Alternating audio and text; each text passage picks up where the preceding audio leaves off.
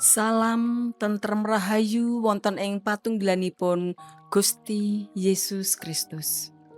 Tepangaken kula Dhiaken Siti Dewi saking GKJ Demak Klasis Semarang Timur. Kepareng kula ngaturaken renungan harian Sabdo Winedar dinten Rebo 26 Agustus 2026.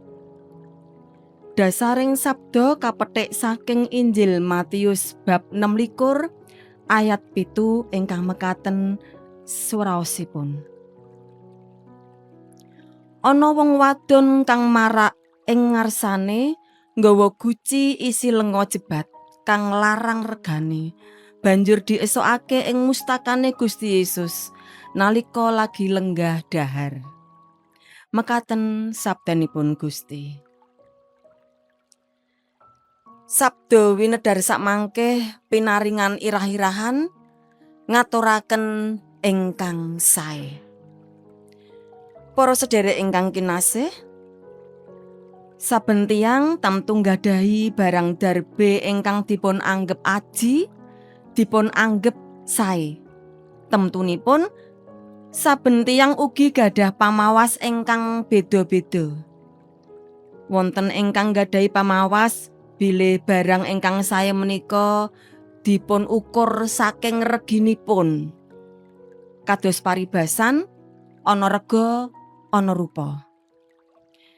Barang ingkang sae limrahipun reginipun awis.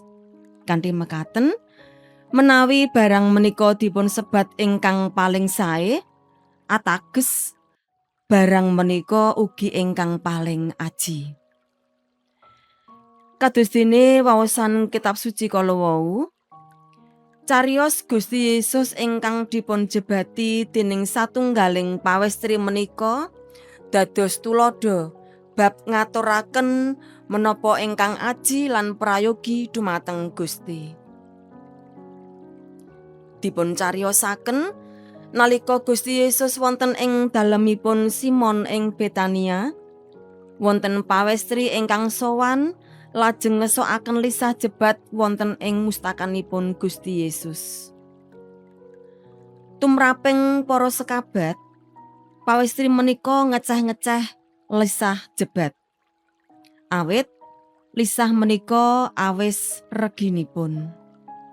Ananging tumrap pawestri menika menapa ingkang dipun tindakaken menika wujud pakurmatanipun dumateng Gusti Yesus. Pawestri menika nyaosaken menapa ingkang sae kagem Gusti saking menapa ingkang dipun gadahi. Sinaosa kathah tiyang ingkang gadahi pamawas negatif utawi awon tumrap pawestri menika, ananging wonten ing ngarsanipun Gusti Yesus, pawestri menika sampun nglampahi bab ingkang prayogi. Para sedherek ingkang kinasih, kita asring matur, barang peparing menika sampun ngantos dipun ukur saking reginipun, ananging saking tulusing batos. Ukara menika ugi saged dados pitakenan. Sepinten tulusing manah kita nyaosaken barang ingkang saged mawon awis reginipun dhateng tiyang sanes. Kathah tiyang ingkang dadosaken regi minangka ukuran kangge nyaosaken ingkang sae tumrap tiyang sanes. Perkawis ingkang wigati inggih menika, kados pundi kita ngaturaken ingkang sae kagem Gusti. Menapa kita sampun ngaturaken kanthi manah ingkang tulus, utawi namung supados dipun tingali dening tiyang sanes?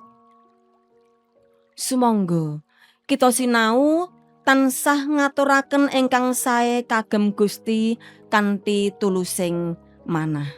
Mekaten sabdanipun Gusti. Berkah dalem Gusti. Amin.